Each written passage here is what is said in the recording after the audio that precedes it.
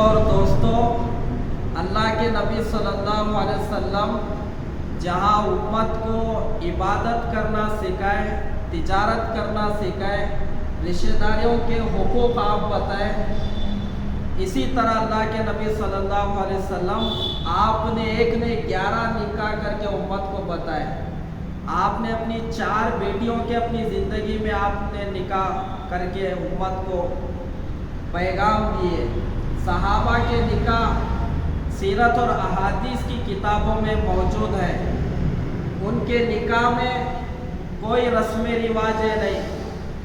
صحابہ کے نکاح میں، اللہ کے نبی کے نکاح میں حضرت زینب، رقیہ، ام کلثوم، فاطمہ رضی اللہ تعالیٰ عنہا کے نکاح میں شادی سے پہلے نہ منجوں کی رسم ہوئی، نہ سانچک کی رسم، نہ ہلدی مہندی کی رسم، نہ شادی کے بعد چوتھی کے نام پہ ہولی کھیلنے کی رسم، نہ تو 5 جمعیوں کی رسم۔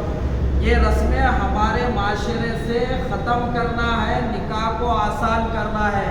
نکاح اس نبی کے طریقے پر کرو جو نبی النکاح من سنتی کہا ہے، نکاح میری سنت ہے۔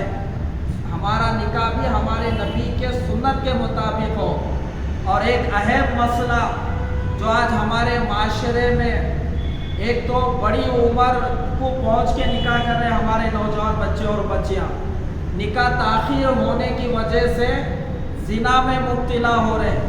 70% نوجوان بچے اور بچیاں نکاح سے پہلے وہ زنا کر رہے ہیں۔ وجہ کیا؟ نکاح میں تاخیر اور یہ رسم رواج ہے، اور پیسے کمانا، جاب لگنا، پھر پیسے کما کے گھر بنانا، سیٹلمنٹ ہونا، پھر شادی کرنا، جب تک زنا میں مبتلا ہو رہے ہیں۔ اور ہمارے نوجوانوں سے ادباً گزارش ہے، جو آج ہماری مسلمانوں کی بہن، ہماری بچیاں جو غیر قوم کے حوالے ہو رہی ہے، جو ان کے ساتھ جا کے نکاح کر رہی ہے، اپنا مذہب، دین سب چھوڑ رہی ہے، اپنے ماں باپ کو، گھر بار کو سب چھوڑ رہی ہے۔ وجہ کیا؟ ان کے ماں باپ کے پاس پیسے نہیں ہے جہیز میں فرنیچر دینے کے لیے، گاڑی دینے کے لیے، سونا دینے کے لیے، اچھا کھانا رکھنے کے لیے۔ اور آج مسلمانوں کے نوجوان اور مسلمان اپنے بچوں کی شادی کرنے کے لیے جہیز میں لاکھوں روپے کی ڈیمانڈ، لاکھوں روپے کا فرنیچر، لاکھوں روپے کا سونا، اچھا کھانا، شادی خانہ، گاڑیاں، گھر، زمین۔ یہ جہیز کی وجہ سے ہماری مسلمانوں کی بچیاں، ہماری بہنیں ایک نہیں ہزاروں کی تعداد میں غیروں کے حوالے ہو گئی۔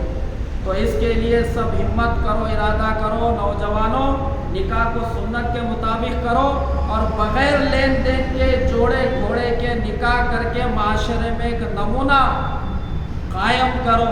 اور ماں باپ کو بھی چاہیے کہ اپنے بچوں کے نکاح کو سنت کے مطابق کرے، اور جیسا آپ اپنی بیٹی کو بیٹی سمجھتے ہیں، آنے والی بہو کو بھی اپنی بیٹی سمجھیں۔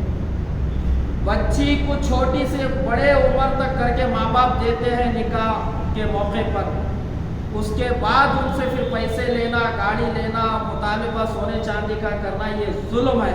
اس لیے ہمارے معاشرے سے یہ لین دین، یہ جوڑے گھوڑے کو ختم کرو۔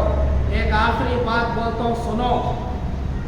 جو نکاح اور شادی کے موقع پر بچی والوں سے جوڑے میں، جہیز میں گاڑی لیتا ہے، پیسے لیتا ہے، سونا لیتا ہے، گھر زمین مانگتا ہے، اچھا کھانا رکھنے کے لیے مطالبہ کرتا ہے، اچھا شادی خانہ مانگتا ہے، فرنیچر مانگتا ہے، تو ایسے نوجوان کو مرد نہیں بولتے۔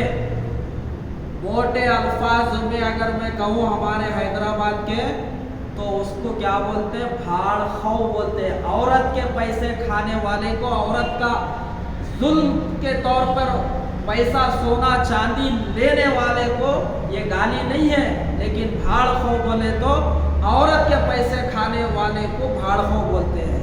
تو ہم بھاڑ خو نہ بنے، مرد بنے۔ اللہ مرد بنایا۔ ہمارے نکاح، ہماری شادی کے لیے اپنے پیسوں سے ہم فرنیچر خریدیں، اپنے پیسوں سے کھانے کا، ولیمے کا انتظام کریں، اپنے پیسوں سے مہر ادا کریں۔ تو یہ نکاح ہمارے معاشرے میں ہوں گے تو پھر انشاءاللہ ہمارے معاشرے میں نکاح آسان ہوگا، ہمارے مسلمانوں کی بچے بہنیں غیروں کے حوالے ہونے سے بچ جائے گی۔ اللہ ہم سب کو سنت کے مطابق نکاح کرنے کی توفیق عطا فرمائے۔